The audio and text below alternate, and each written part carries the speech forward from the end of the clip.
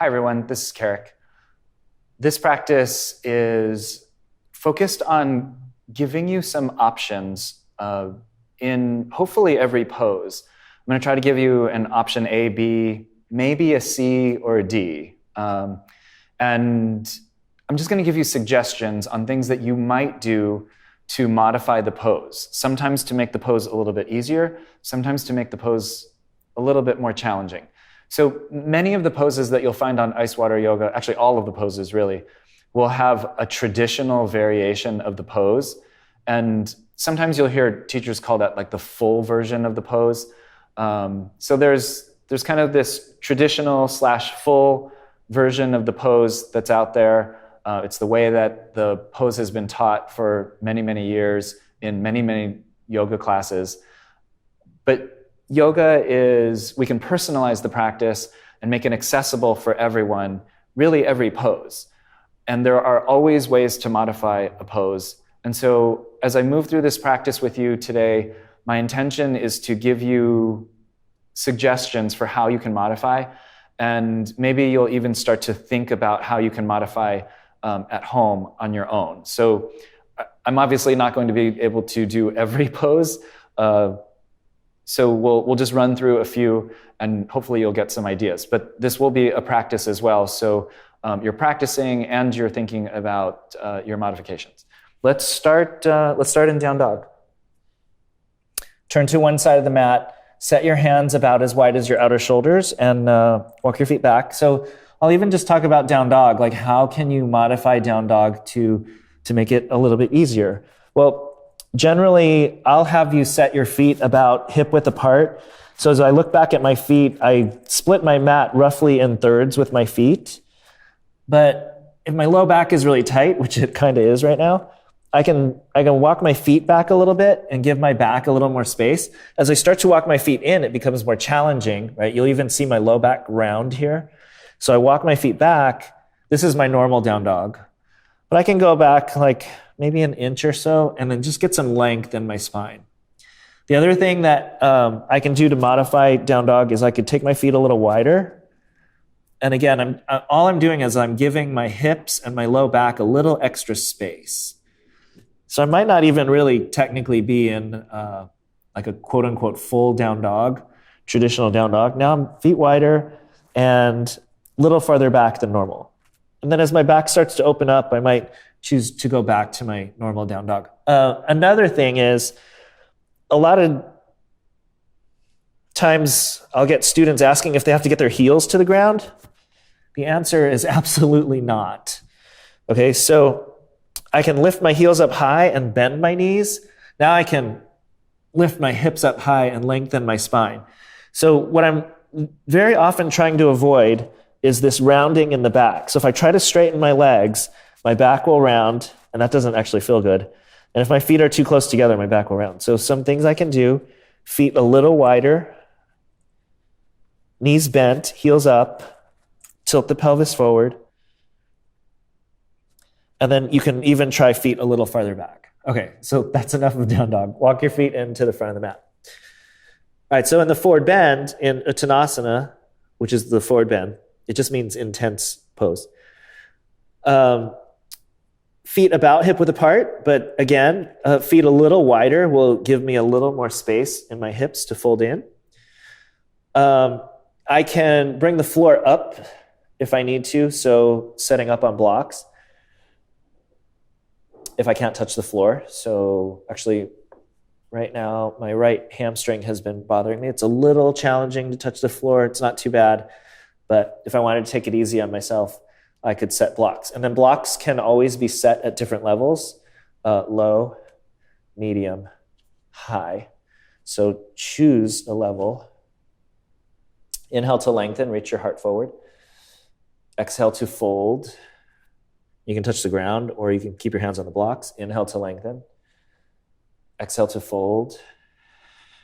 Inhale, lengthen. Exhale and fold. Good, keep your feet steady. An easier way to come up is to place the hands on the hips and then use the hands to root the hips down. Knees bent when you come up is also easier. So I'll put a little bend in my knees and then I'll I'll lift up. And then as I come up about halfway, I can straighten my legs towards the top. As opposed to straightening my legs and coming all the way up. There's nothing wrong with that. It's just a little more intense on my lower back. So knees bent a little bit to give your low back some extra space, to give the little bit of length in the lower back muscles. Right. Feet about hip width apart, again, or wider if your hips are super tight. Inhale, sweep your arms over your head. Little bend in the knees. Exhale, fold forward, touch the floor. When I say little bend, I'm really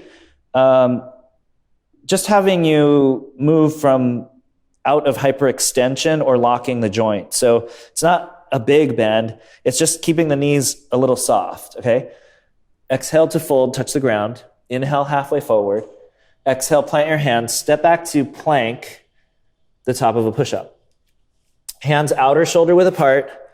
Feet back about hip width apart. Plank, the modification is just to put the knees down to take some of the weight and pressure out of the pose. So knees to the ground, always an option. And then chaturanga, the bottom of the push-up, knees up or down. All right, elbows over the wrist, and then lower to the bottom. Not really too much of a modification here. Keep your shoulders lifted, head lifted, and then you can release to the ground. In the traditional sun salutation, there is no release to the ground. It's just hips down, head and shoulders back. So there's no release to the ground in the head. So chaturanga, you don't go down to your chest and put your head down and then come up. The traditional variation would be down and then back. Exhale to, Cobra. So Cobra, hips, thighs, and feet on the ground, hands on the ground, just under the shoulders, and then you can choose how high you come up in Cobra. You could take your hands off the ground and just lift your chest, option A. Use your hands to push a little bit and lift your heart off the ground, and then that would be an option B. And then you can start to push, and then your hips stay on the ground, but then now my lowest ribs off the ground, even my upper abs are off the ground. Cobra, and then down dog. Pause and take a couple of breaths. Okay, let's just move through a couple of sun salutations, and you can modify as you wish. Walk your feet, or you can jump your feet to the front of the mat if you want to make it more challenging. Inhale to lengthen. Exhale to fold. Knees a little bit soft. Inhale, reach your arms up over your head. Exhale, hands to your heart. Inhale again, sweep the arms, reach up.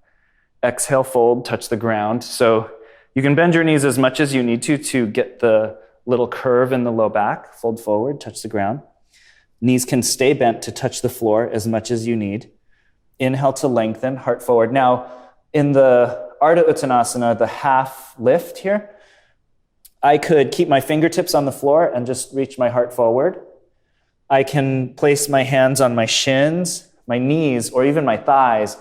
My intention here is to find length in my lower back. So I like to come up to my shins so I can really poke my hips back, get some length in the spine.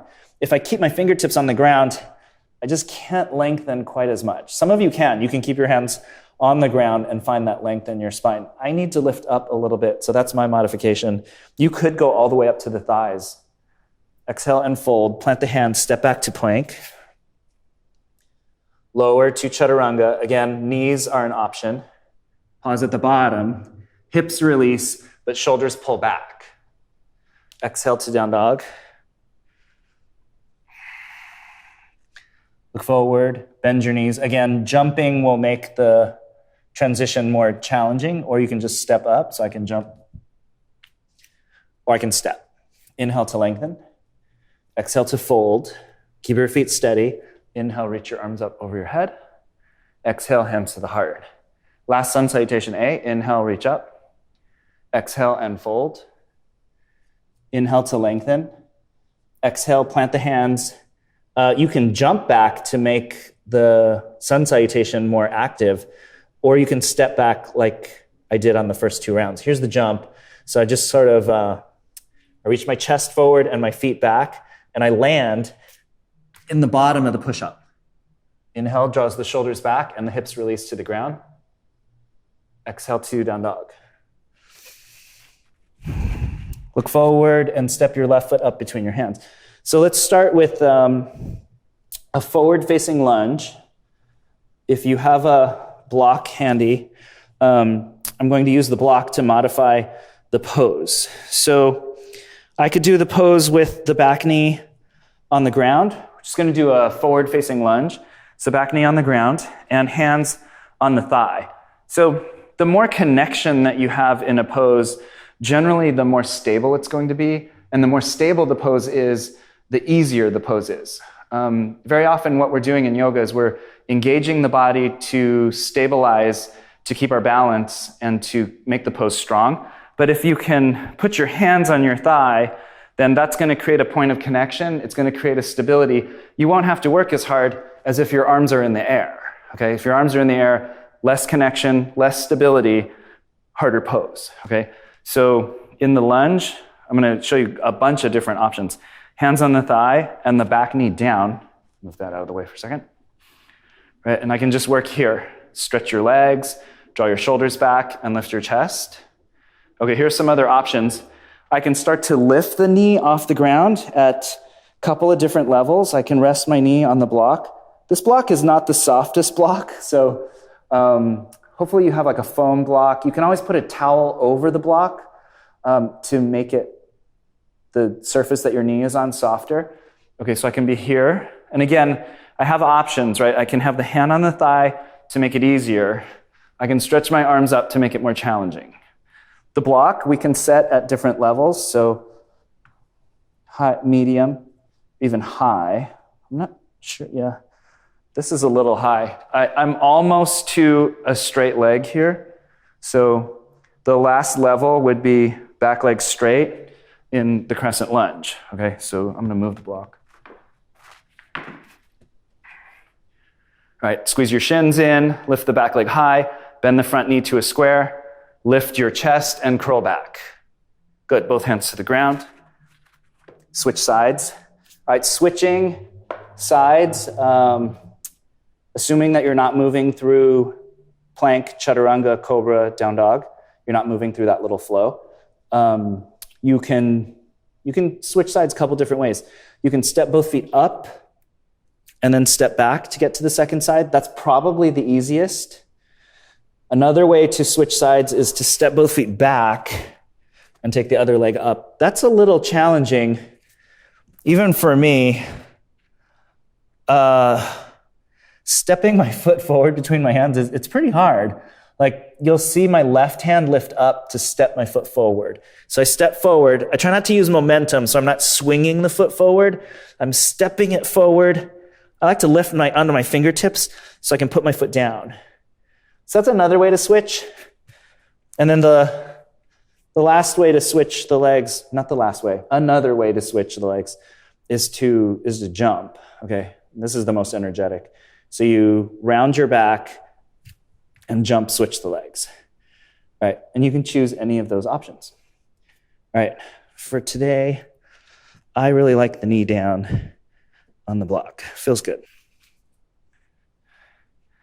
And this is too stable for me. I want to work a little bit so I can stretch my arms to the sky. So one of the great things about doing an Icewater yoga class, any of the classes, is that you can personalize the practice by modifying any pose. Right? And some days you're going to feel like working at your highest level and lifting the back knee off the ground and stretching fully in crescent lunge. Other days, I don't know, maybe you did a hard run yesterday or you worked legs yesterday and you want to take it easy and you put the knee down, right? So, or maybe you have an injury, or maybe you're working towards lifting the back leg high. Another thing I'll mention is that if you're new to the practice and you're still building up the strength to hold some of these poses for a longer period of time, very often I have you in a crescent lunge for a minute. And if you can't maintain this for a minute, just do the pose for as long as you can, and then for the remainder of the minute, put the back knee down or put your hands on your thigh. So modify to stay in the pose.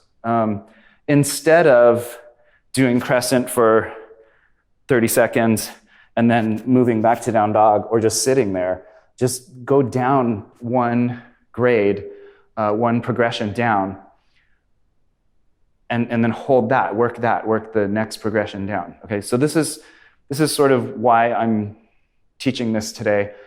So you have some options, even if you're not able to hold the pose as long as maybe it is in the class, you have something to do. Okay, all right, back to down dog. Left leg forward again. Let's add a twist to this lunge. So we had options. So in the lunges, generally the knee over the heel. I'll show you a couple other things you can do, and you could have done this in the crescent lunge. You can shorten the stance. I think you all sort of intuitively know this, but if you shorten the stance, it's going to generally be easier. Okay, especially if you're talking about something where you're up. Like the shorter I go here, the easier it is for me to maintain because I create a stability by drawing in. As you lengthen the pose, it becomes less stable. It becomes more challenging. So the next pose is a twist. I encourage you to go knee over the heel and the back foot long as far as you can. But again, to modify the pose, I can play with the distance between my feet, okay? Really the maximum would be toes under the heel, back leg straight as far back as possible with the front knee over the heel. But then I have a lot of options. I can short the stance and make it a little bit easier, more stable. All right, take the left arm up. So here's the twist. You can have your right hand down on the ground. You could have your right hand on the block, lift it up. It'll probably be a little easier. You don't have to bow forward as much. You could use your fingertips on the ground, my favorite way. Or you can put the palm flat on the ground, which is probably a little deeper twist. Draw the top shoulder back, lift the back leg high, drop the front hip towards the ground, twist and look up. Inhale, hands to the ground, step both feet forward, and take the other leg back. Okay, you could also do this pose with the back knee down and twist, much easier, much more stable. The more contact that you have, not only connections between your body, like hands on the knee, but knee on the ground, the more contact you have with the floor in general, the more stable the pose will be. So as I drop the knee to the ground, I just get that extra point of contact with the floor. More stable pose, easier pose, okay? You can go with any of those three modifications, block, fingertips, or palm down, and take the other arm up. Couple of breaths here. From the center of your hips, stretch your legs, stretch your arms, and lean back, look up. Good, inhale to the middle. Switch your legs again, step or jump. And again, stepping forward is probably the easiest. Stepping back is a little harder. Jumping is the third level. So those are the ABC options. All right, back to the first side. We're going to go a little deeper. So you can stay with the first version. Legs long, one hand down, the other arm up. Okay, that might be where you're at. Or just for now, I'm going to put my back knee down, and I'm going to twist. I'm going to hook the elbow on the outside of the thigh. So moving deeper into the twist, progressing the pose. All right, hands to the heart. I can keep the back knee down, or I can make it more challenging. Lift the knee up. I lose that point of contact with the knee, point of contact with the floor. So the pose becomes less stable. It's a little wobbly. I have to work harder to stay in the pose, to stabilize the pose. Draw both shoulders back and lay your head back. Back leg straight if you have the knee off the ground. My knee could be on the floor or on a block. All right, from here, a little more challenging. One hand down to the ground, the right hand down, and the left arm up. The arm is on the outside of the shin if you're going to the harder pose. If you want to make it easier, a hand goes back inside. It's much easier to twist here. It's a much deeper twist to twist across. All right, from here, you want to make it even harder, option, to push the hand. So I'll grab my right wrist with my left hand. I'll show you on the second side too. And I'll push the hand underneath and hook my hand on the other side, inside of my thigh. And I reach my hands behind my back and clasp. I can only get 2 fingers here. Oh, and then it's going to cause me to fall. All right, just come back. Draw your shoulders back. Reach your head forward and stretch. Inhale to the middle. Switch your legs, however you choose to switch. Step or jump. I like stepping forward. It's the easiest way to switch. Climb onto the front leg.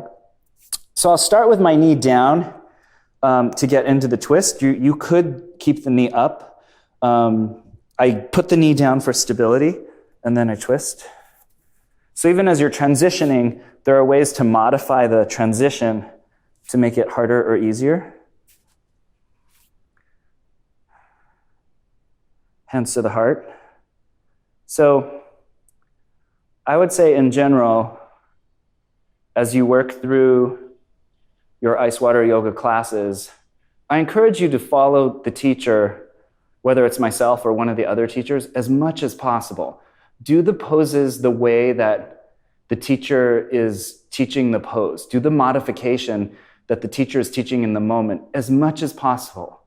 But today's practice, I'm giving you lots of options, hopefully, and you'll even come up with your own modifications for the poses. But as much as possible, do the pose the way that the teacher intends, because they have some very specific intentions for each pose. They're opening your body, they're testing you and pushing you in different ways, in ways that you might not be aware of. So there are some very specific intentions behind each pose. However, right, if you're injured, if you're newer to the practice, every practice can be made a little more accessible with modifications. So whether we, the Icewater yoga teachers, are offering you modifications or not, you have the luxury of personalizing the practice at home for yourself. Okay, so here I am in my twist. I'm going to show you how I got the clasp one more time. So with my arm on the outside of my shin, as I split my hands, I can get the bottom hand to the floor and take the other hand up. Maybe not. Okay, put the bottom hand down, the other hand up. All right, but you might not be able to reach the floor. So as you open your hands, it might look something like this. All right, as you struggle to reach the floor, that's okay. All right, and then here's the clasp. I'm going to put my knee down because I'm going to fall in a second. I'm going to grab this wrist and I push my wrist under on the other side of my thigh. And I really have to pull this shoulder back, all right, to keep the shoulder protected. I'm drawing this shoulder head back. And then I take this hand, the top hand behind, and I clasp behind my back. Okay, so that may or may not happen. If that hurts your shoulder at all, or that's just impossible to clasp this way, then you have several other options. Hand to the ground, hand up, hands to the heart, right? Or even back to this shape. Okay, downward facing dog. Okay, those were the forward facing lunges. Let's switch just a little bit to poses where your hips are facing the side of the mat. So step your left foot forward and your right foot back. Line up the heel of the front foot to the arch of the back foot. And I'll talk about how to modify that too. For now, put your left forearm on your thigh. Just rest it there. Okay, so heel to arch alignment, the way that I teach is that is the standard setup to line up the heel of the front foot with the arch of the back foot. However, if that's very difficult, if that puts a strain on your hips, if you don't have that hip opening, you can always adjust the back foot. Bring it forward just slightly so you're lined up heel to heel, And for some of you, that's going to make the pose much more accessible, a lot easier, okay? But assuming that you can do it, heel to arch, okay, and then the remedial, one progression back would be heel to heel. And there's nothing wrong with doing that, right? Especially if your hips are super tight. So the intention today is to make the poses accessible and comfortable while still doing the work, all right? So side angle pose is, I'll show you the traditional version of the pose is right here, okay? Here are some modifications, okay? Forearm on the thigh, and you can just rest your forearm just above your knee, and then the top arm up, right? Much gentler pose. Again, not only the heel alignment, heel to arch versus heel to heel being easier, but also as I draw this foot in, as I shorten the stance, it gets much easier as well. So I'm not working nearly as hard here as when I'm in my full extension. Again, knee over the heel and the back foot as far back as I can go, right? And then to make the pose more challenging, I can put the hand down, my front hand down on a block.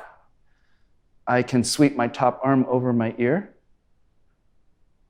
I can lower the block. Again, the block has several settings, okay? 1, 2, 3, or fingertips to the ground. I'm not flexible enough to take my palm flat to the ground. Some of you might be.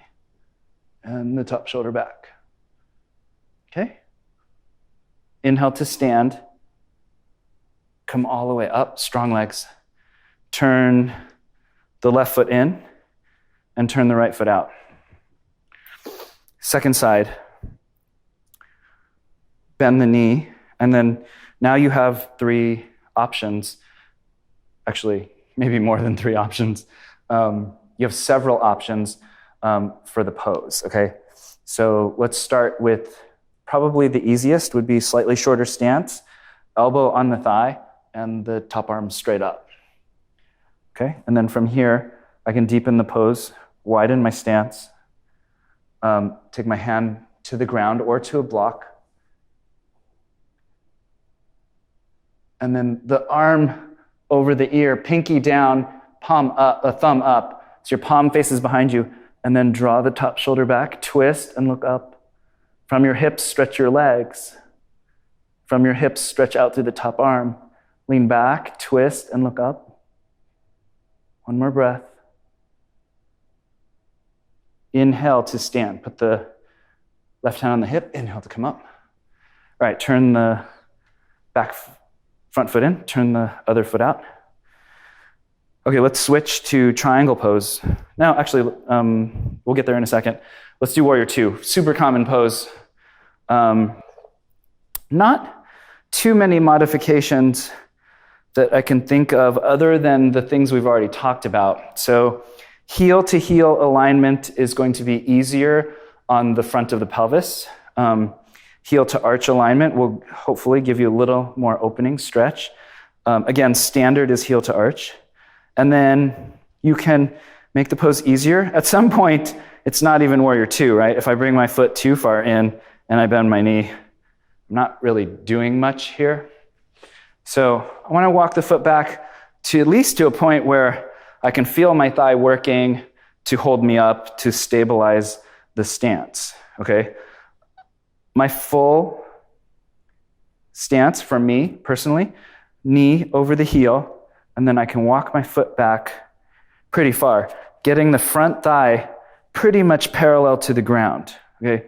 This would be my full warrior 2, okay?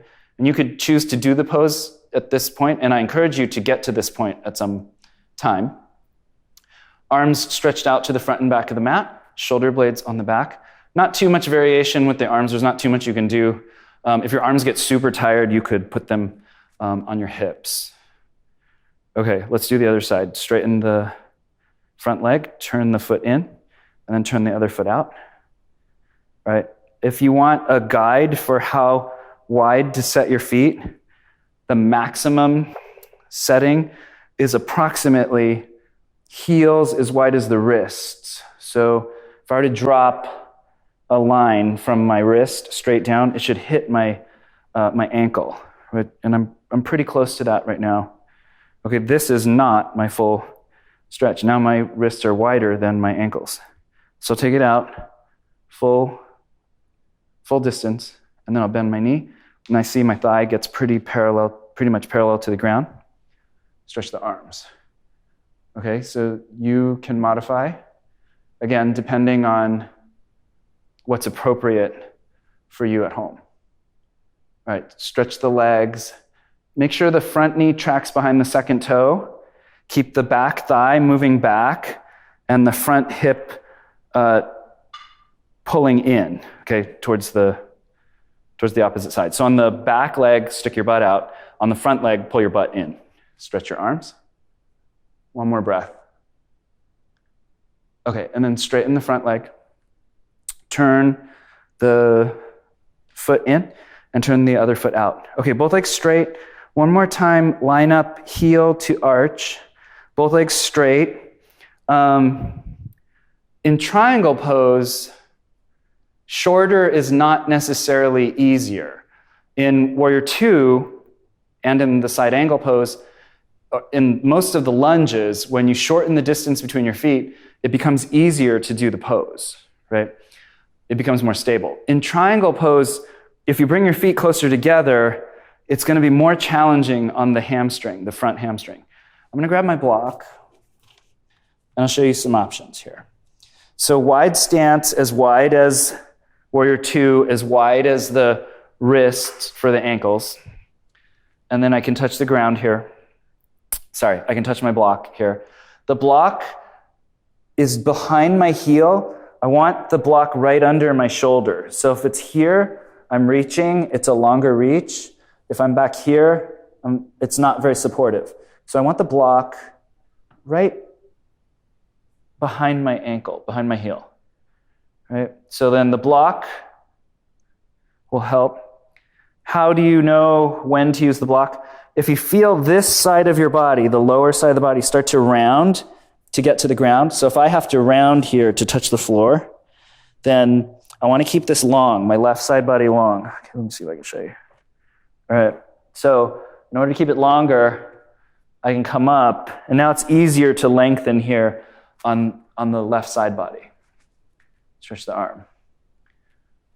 Squeeze your shoulder blades onto your back. A couple of ways to make triangle a little more manageable. Looking up is the most challenging direction on the neck.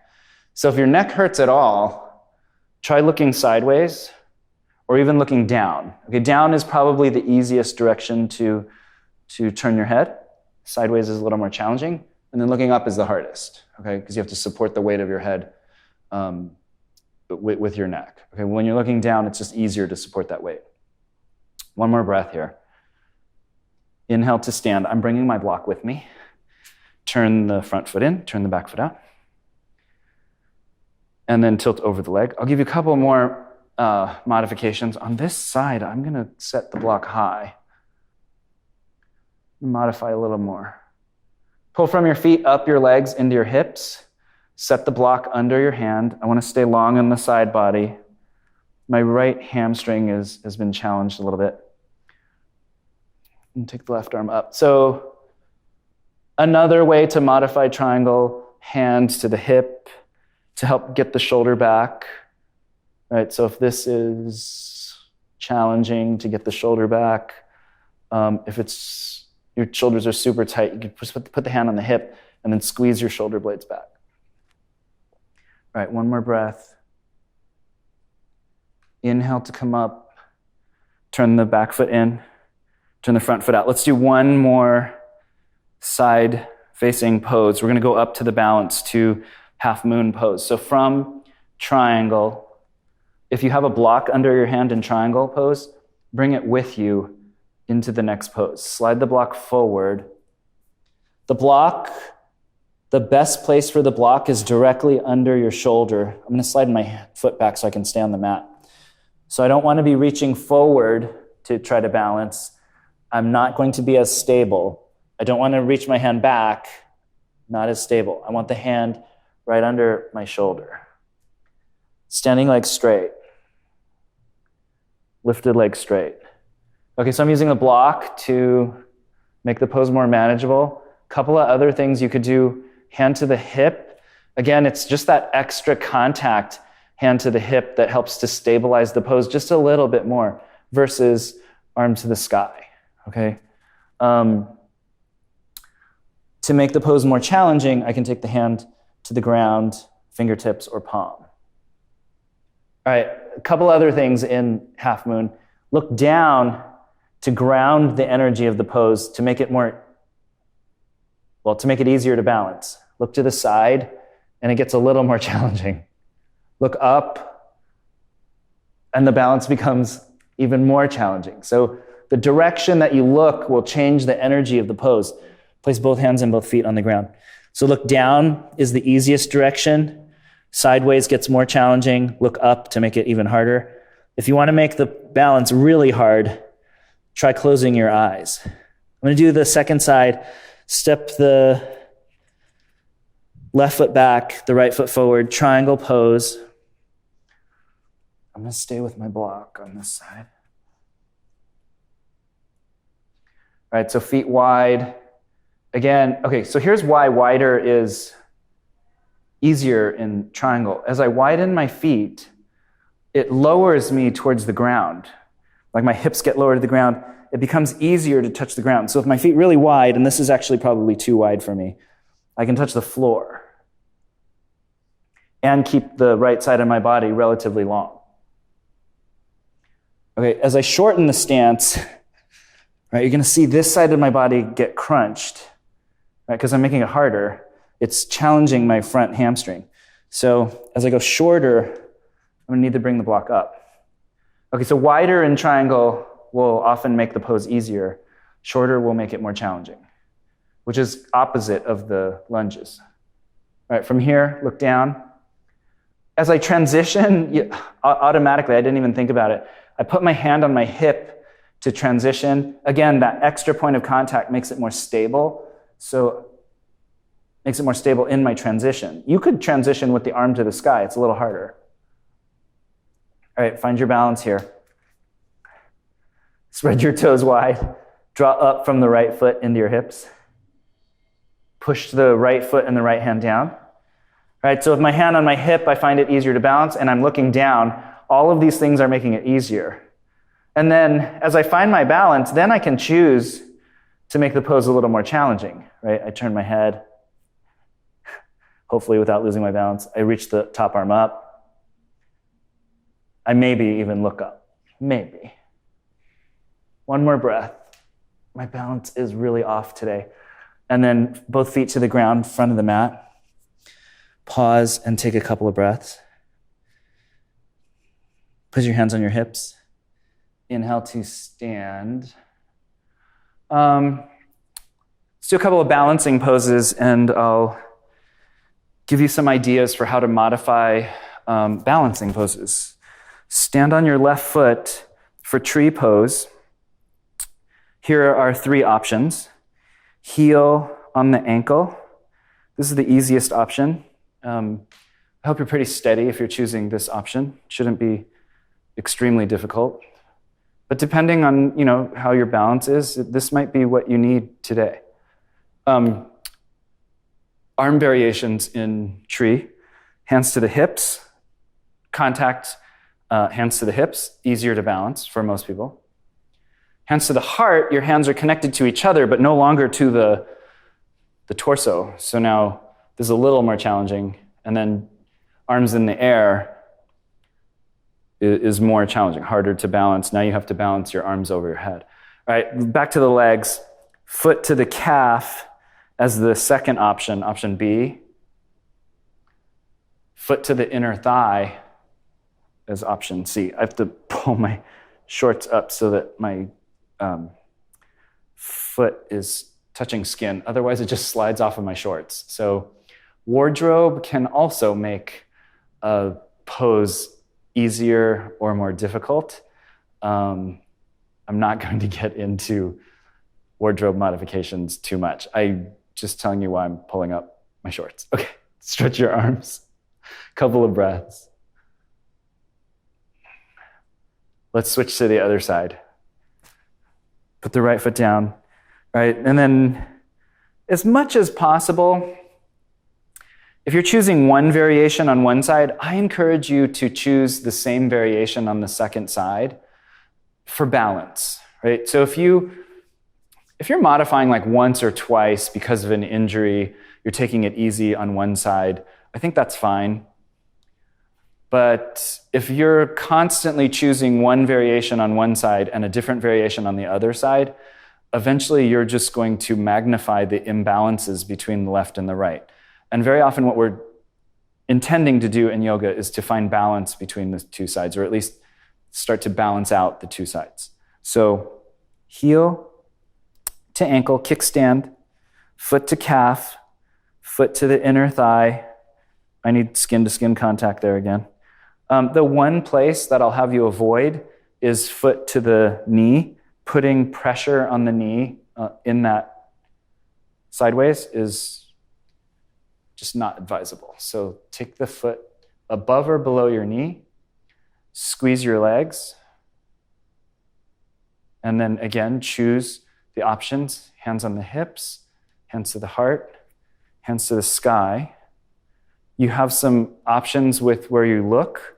If you look down and pick a spot on the floor to focus on, that will generally root the energy of the pose down. It will generally be easier to balance. If you lift your field of vision and look forward, it's going to generally be a little more challenging. Looking up is even harder. And then if you want to make the pose even more challenging, try closing your eyes. I won't be able to do it for very long. Couple of breaths with the eyes closed, and I start to wobble a lot more.